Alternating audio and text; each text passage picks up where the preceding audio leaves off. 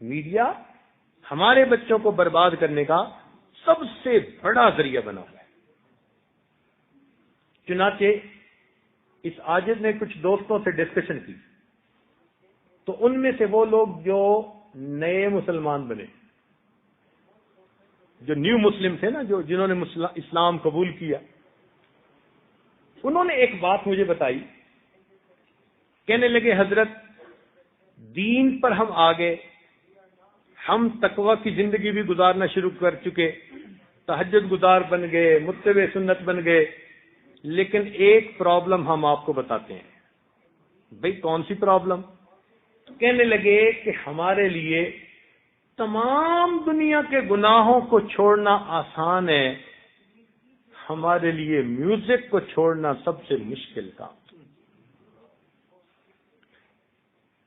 وہ نوجوان جن کی تہجد قضا نہیں ہوتی، اتنے نیک ذاکر شاغل بن گئے، وہ نوجوان کہنے لگا کہ حضرت میں غیر محرم کی طرف آنکھ نہیں اٹھا کے دیکھتا، ایسی اچھی زندگی گزار رہا ہوں، لیکن اگر چلتے ہوئے کوئی پرانا سنا ہوا گانا میرے کان میں پڑ جائے، میرے اندر کے تار پھڑکنے شروع ہو جاتے، اور یہ میرے بس میں نہیں۔